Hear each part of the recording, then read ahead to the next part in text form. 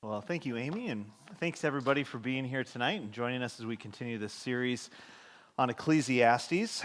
Um, as we've been going through Ecclesiastes here, the author has clearly demonstrated or shown to us again and again that really the things in our life that are capable of providing us the most joy and happiness are also the sources of our greatest pains and disappointments. This is really the truth that runs throughout Ecclesiastes. These are complex and contradictory realities and experiences of life. There's so many things that feel so good and that bring us such joy and bring us such happiness. And those very same things, though, or the loss of those things, or the inability to have those things, or even when we have them themselves, they fail us. We are filled with hurts and with pains. And today's text is really reflective of the human experience. Ecclesiastes has highlighted really three main gifts that God has given us in this life. Things for our joy and for our happiness. Marriage and family, the family as a gift from the Lord, work, and food and drink. We've already talked about work. We talked about that one a couple of weeks back on the gift of work and how it is built for our joy, but there's also peril in there. We're going to talk about food and drink coming up in a couple of weeks as well. But tonight's passage is really centered then upon this gift and oftentimes prison that family can feel like. Like this is one of those areas, and this is a desire that is universal, the desire to find someone to love and to be loved by. To be with someone is an incredibly strong desire, and it's a good one. And it's also probably this greatest source of both joy and pain and disappointment, which we know, our culture knows. You don't have to scan much of music or movies or film or literature to see this, right? But this is where we find probably our greatest satisfaction in life and also our greatest sorrows. And so the author of Ecclesiastes wants to give us this picture then, or give us this wisdom, that in light of everything, in light of the vanity of life, right? Everything is vanity, and meaning vapor, can't be grasped. Look, everything is going to flee away. Whatever you work at, eventually you'll lose it anyway, right? This kind of pointlessness to life. Okay, if this is it, then there is nothing better than to pursue this gift that God has given. The fact that God gives us a family, a spouse and a partner, is an incredible gift and an incredible joy. It's a joy and a gift to be enjoyed. Someone to enjoy and someone to enjoy life with. There's nothing better, the author says. This is not the only place he says this, right? He's going to say this multiple times throughout Ecclesiastes. There's nothing better than this. There really is nothing better than to have someone to enjoy and someone to enjoy working with in the toils of life. Vocational work, family work, kingdom building work. There's nothing better than to have someone, a partner, a spouse, to have someone to do this with. It's not good for us to be alone, right? This was really reflective, and this instruction from Ecclesiastes, or this wisdom, is really reflective of Genesis and God's design in the very beginning, right? We were created for this, in order not just to accomplish the work that God has given, but to be able to find enjoyment in the work, in the toil. There's nothing better than having a partner. Right? At the very beginning of Genesis, God created man, and he gave him work to do. And then if you know that narrative, he showed man trying to work alone, and it wasn't good. And God said, right, let us make a helper for the man, because it's not good to be alone. There's this aspect, we were not created to live life alone and to be alone. We were created to have this partner, a desire for others, to be part of a family, to work in this way. We were made for this. And this desire really does reflect our experiences, and it reflects these gifts. You see the same gifts that God has given to us and are reflected in the Bible: family, food and drink, work. These are the things that all of the world is actively pursuing as well and looks at as the greatest goods, because we were made for them. Everybody is pursuing love. Everyone is pursuing a family. It's a very universal experience. Now, it may look different in different cultures and places as what that looks like to have a spouse or look like to have a partner or a family, but the desire for someone or to be part of a family, to be working with others like this, I mean, it's a universal description and an incredible gift and joy to be able to have a family. But while Ecclesiastes describes how love and family is one of the greatest gifts given to God, the author of Ecclesiastes always, also, as a true philosopher and wise in wisdom, right, shows us that it's also the place where we experience some of the greatest disappointments. Many of us have also experienced the other side of pursuing love in a family and have found deep pain and disappointment, who have found marriage or to be in a relationship with someone to be a trap, a difficult one, and a painful one. The pursuit of God's designs and gifts can easily be replaced by schemes and traps, the author of Ecclesiastes wants to say. Foolishness, right? This foolishness can lead to incredible hurt, to a bitterness that's worse than death, the author says. So Ecclesiastes really does speak to all of our experiences, to the full experiences of love and of family. The gift of a partner to work with and enjoy life with, there is nothing better than. And it also speaks to the pain and the disappointment that we've experienced as well in our relationships. Disappointment with the partners that we've had, the hurts and the pains, the hurt and the longing for partners that never materialized, the waiting and looking. Ecclesiastes really speaks to the human condition when it comes to love and family. So Ecclesiastes then, with this very honest perspective of life, wants to give wisdom, right? It imparts wisdom to us, a calling to the people of God. We are being called then, as a people of God, to appreciate and cultivate the gift of family. It is a gift. God has gifted you. If you're in that place, if God has gifted you with a spouse and a family, and that's many of us, then we are called to live in wisdom with that, to be thankful for that. To live in wisdom if you have a spouse, if you have a family, right? And those two things aren't always go together. You may have children without a spouse, you may have a spouse without children, but if you have this, Ecclesiastes is calling us to be wise about it, and that looks like appreciation and enjoyment. Enjoy your family. There's nothing better than to enjoy what this gift that God has given you.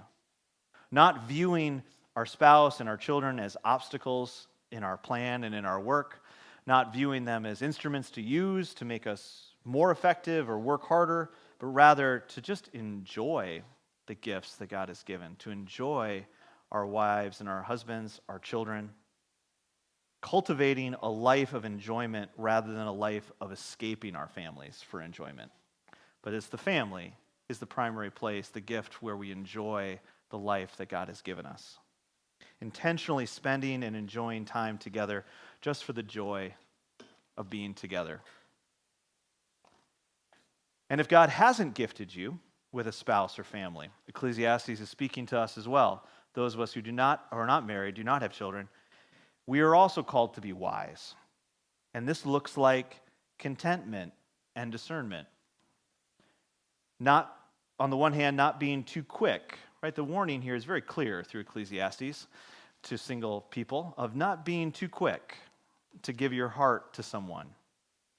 Avoiding the traps that are laid for us when it comes to relationships.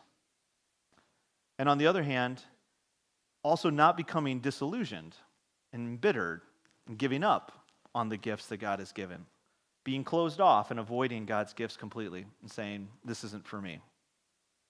Now, this is hard. And I think it's harder for those who haven't been gifted a family or a spouse, obviously. And this instruction that Solomon gives, he knows that. Which is why he says, look, 1 in 1,000. I haven't seen this. You know, it's going to be hard. Avoiding this is almost impossible. Almost all of us, and if we're honest, even those of us who do have marriages, families, we all have fallen into these snares and traps. We have all made relationship mistakes. We have gotten our hearts entangled with people that we never should have. We compromised ourselves or our consciences in ways that we never should have. Like someone says, I looked around. I saw 1 in 1,000 guys who did it right. And that's even probably a good percentage. Right? Like, we will mess up when it comes to relationships. It's hard. But we shouldn't continue just to do the same things over and over again then and hope that things will change, nor should we lose hope that God has gifts for us. So we're called to be a people then who rightly celebrate and enjoy God's gifts. We're called to be a people, just like with work, with food and drink, with everything, we're called to be a people then that really model joy and contentment with whatever stage or set of life that we're in. Wisdom and contentment and joy in marriage and in singleness. Right? So we as a people are to look like a people who are joyful, who enjoy our lives, who enjoy marriage and who enjoy singleness. A seriousness to our enjoyment and a seriousness in our discernment. We're not fools when it comes to marriage, and we're not fools when it comes to singleness. Our problem is, right, wisdom is very easy to agree to, and the calling of Ecclesiastes is very easy to understand and say, yes, I would love this. This sounds great. We should all enjoy the life that we have, and I want to enjoy my family, and I want to enjoy my spouse. What makes this so hard, though, right, is that we have this tendencies to just kind of vacillate between either making too big a deal of family and relationships, going all in, or disregarding it and casting it off and not giving it the attention that it needs. And sometimes this is just laziness, right? I mean, some of us just get lazy and we need to be reminded of the truth. God has given you a gift. Enjoy the gift. Appreciate the gifts that God has given us. And that's enough for some of us to just be reminded of that fact. Be like, oh, wait, I got to wake up. I've just been in a daze. I've just been working, and I haven't been appreciating and loving my spouse. Okay, I'm going to do this. For most of us, though, it goes beyond just laziness, because as a culture, and we're a product of our culture, we have a really hard time when it comes to love and relationships. Our whole culture has a hard time when it comes to love and relationships, so it's not a surprise then that the church is also going to have a hard time with love and relationships and family. And the problem that we have is this problem of idolatry. The Bible talks about idolatry from Genesis through Revelation. And the issue is, we as a people, right, we take the good things that God gives us, his gifts. So you got these 3 main gifts in Ecclesiastes: love and marriage, work, food and drink. We take God's gifts and we turn them into ultimate things that we have to be happy. The author of Ecclesiastes writes, right, God made men upright. And he's referencing Genesis here at the end. Look, we were all made right. We had everything we needed at the beginning. God had given us all things, that all these gifts were present, but we were not content. But we schemed. When we continue to scheme and make plans. We strive and we seek after the gifts that God promises us. So we're not content with the gifts he's given. We want more and more and more. We're never satisfied. We taste and we see the goodness of God's gifts, and we just give our hearts to those things. And we pursue them as the only things that will ever make us happy. Because they do make us happy. And that's what's so tricky about these idols. We don't go after things that aren't good and don't feel good. We go after things that feel good and that are good. That's why they are so easily enslaving us, because we can easily give my heart to someone. I can easily go down this path, because to be in love with someone feels amazing. To have someone who loves you back feels amazing. Like it makes sense that the world would really go after this and want this. Just like work, meaningful, successful work feels amazing. Like we throw ourselves into these things, and we want them so bad, and that they become means of salvation. They become the only ways in which we find ourselves to get happy or to be happy. We tell ourselves in our hearts things like, if only I had, this, then my life would finally be happy. I'd finally be satisfied. I'd finally be complete.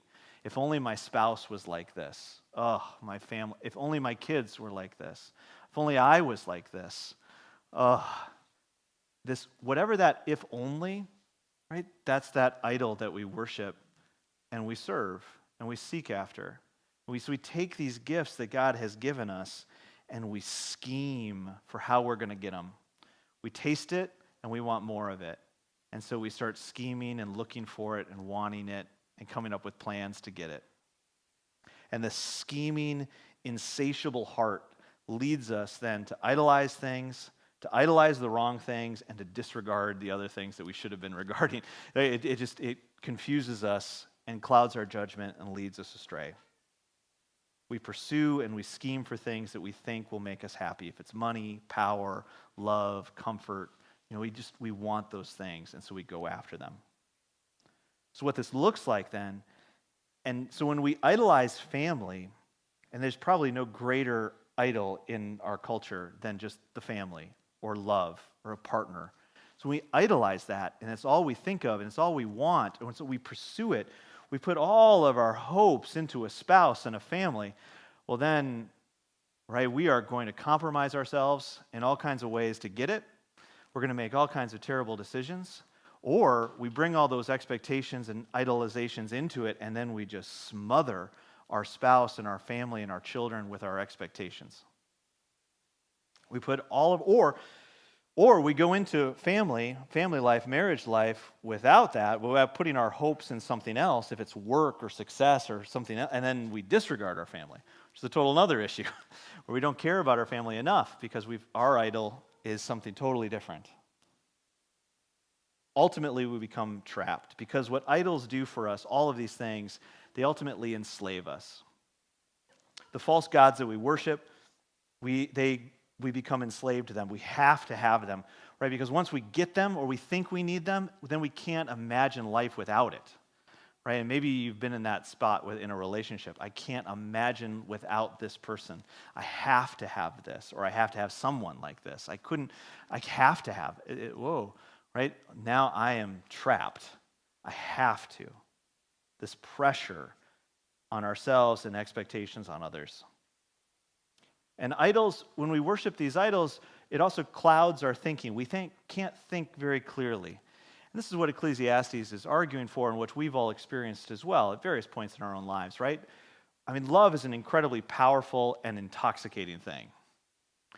And when we give ourselves into love or into relationships, the ability to think clearly goes out the window. And we are fully invested and fully in.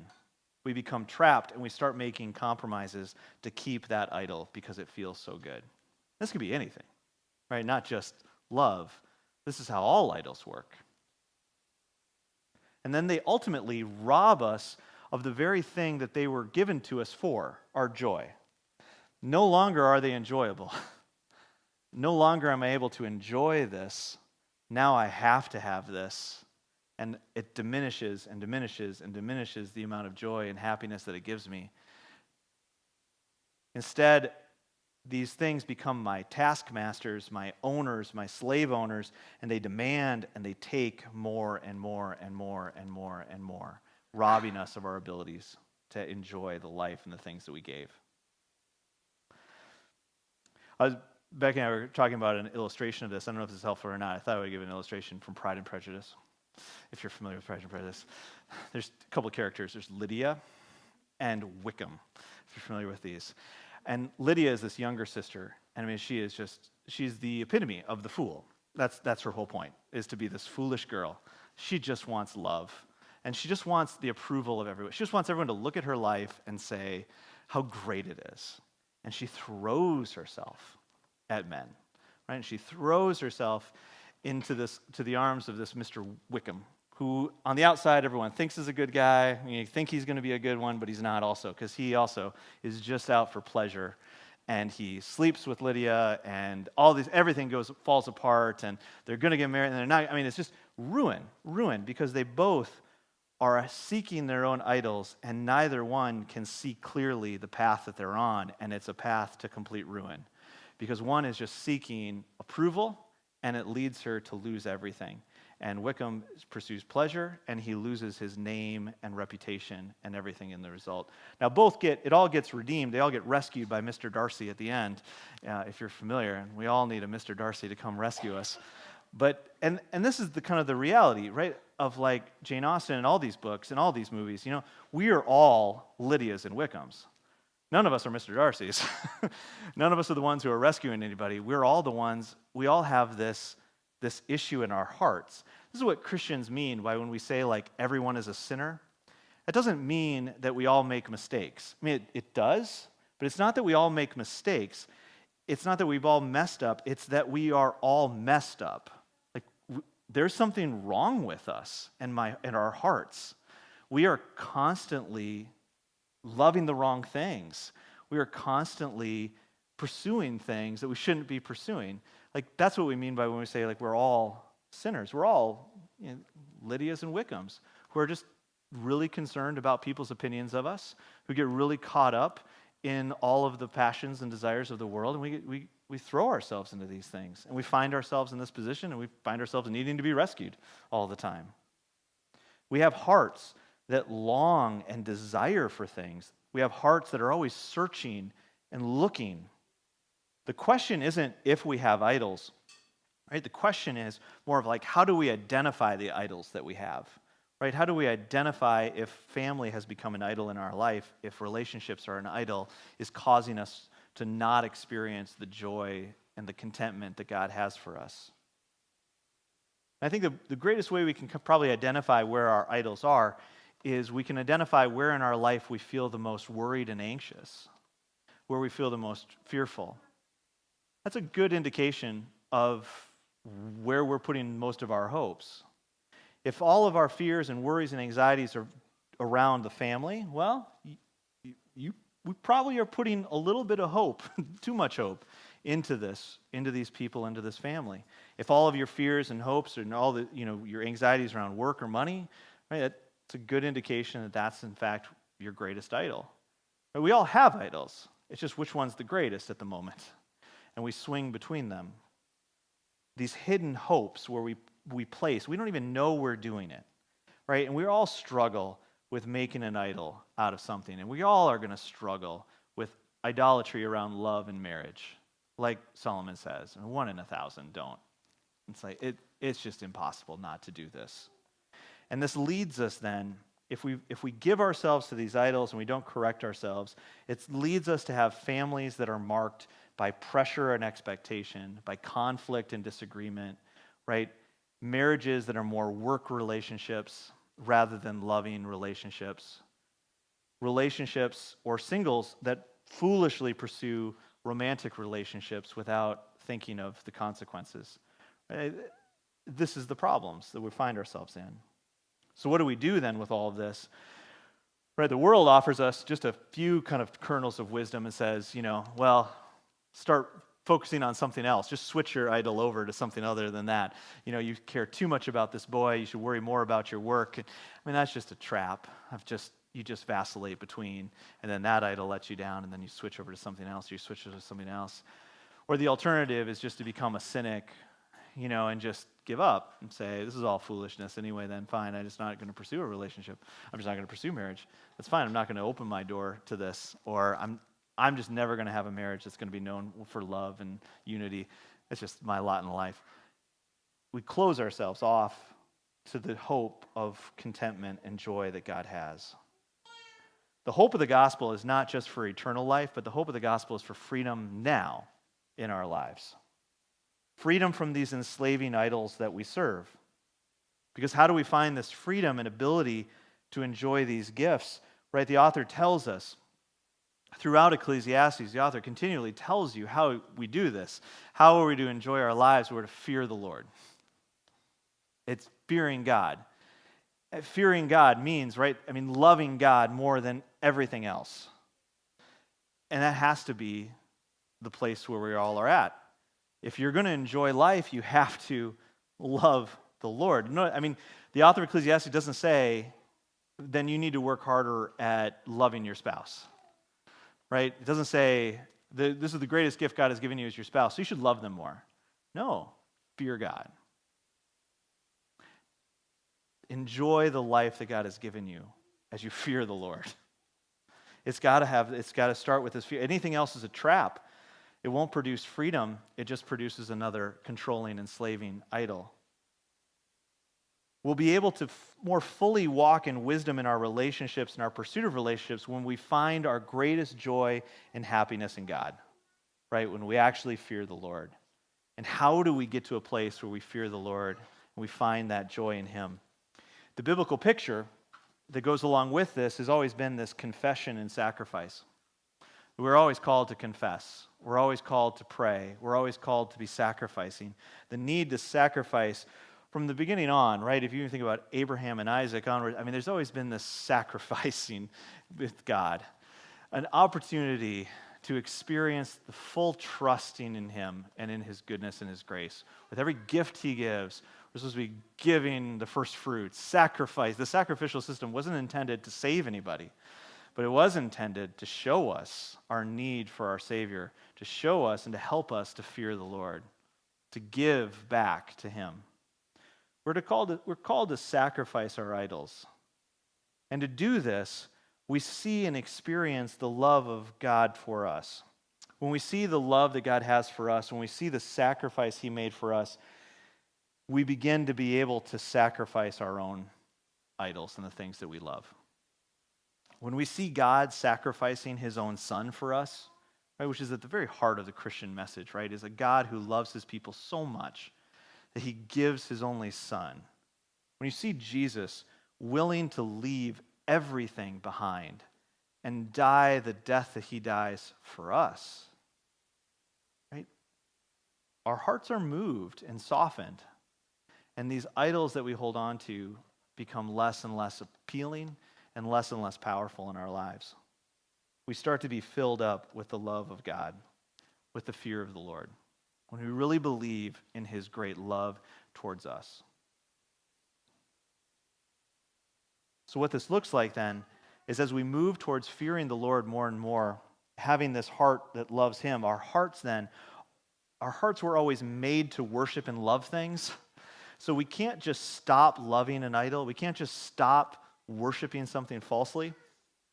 We have to replace loves. We have to replace worship, since my heart just wants to worship, and it's always going to be worshiping. And so I'm always going to find an object of that worship. Right? I've got to place that object as the right one. This Christian life that we're called to live is not a life that's completely free of sin. That's never been the case. This is never the promise. Right? But the Christian life is a life of constant repentance. That's how Martin Luther describes it, right? Like, it's just a constant life of repentance. My sin is always in front of me, right? As a Christian, you grow, though, in your ability to put off sin and to put on Christ. I confess my sins. I confess and I put off and I put on. I am shown my idols and I confess it. And I put them away and I put on Christ. And as you do this more and more and more, right, our hearts are changed, our attitudes change, and we get better and better at it. It doesn't mean we don't make new idols, but we find this freedom to put them off. We put them off quicker, faster, easier. They have less power and control. In our moments of disappointments and longings, right? And all of us have those deep moments where we are deeply disappointed, when things didn't work the way that we thought they were going to work, right? We give our desires to the Lord and we worship. And also in our moments of success and joys, as parents and as spouses, we give those desires and we worship God. This looks like a people who are really honest in their prayer life, a people who really pray to the Lord and give Him credit and glory and ask for help in good and in bad, in disappointments and in success. Always asking the Lord, confessing our disordered hearts and loves when they become apparent to us, and asking God to reorder those hearts, to reorder our loves. It looks like a people that are actually able to trust and wait, which is really hard, but to trust and wait that God has good for us, even though we want it now. To trust that God has good for us, that we look for God to do the work rather than make schemes and plans to do the work for God. We rely on Him more than we rely on ourselves. And what this does then is it changes our attitude, and it now enables us to see our spouse and our family when they do come, or if they come, this gift has been given, we actually see them as gifts. My spouse and my family is actually a gift because I didn't scheme and make it happen. The Lord gave this to me. And when we see our family as a gift and not as a possession, not as a means of salvation, right, then we're actually content and we're actually able to enjoy our families, our spouses, be thankful, to steward, to have patience. All of us have the same calling, right? The wisdom is the same for all of us. Be content with wherever you find yourself in life and enjoy the toil, the lot that the Lord has given you. And we won't be able to do that, though, until we fear the Lord. So this calling is the same, to fear the Lord. Do you want your marriage to be marked by joy? Fear God. You need to confess your sin and your idolatries. If that's laziness, if that's been putting too much hope and control, whatever, you got to confess that and give it to the Lord and love the Lord more than you love your spouse and your kids, if you want to enjoy experiencing that joy. Do you want contentment, joy, and discernment in singleness?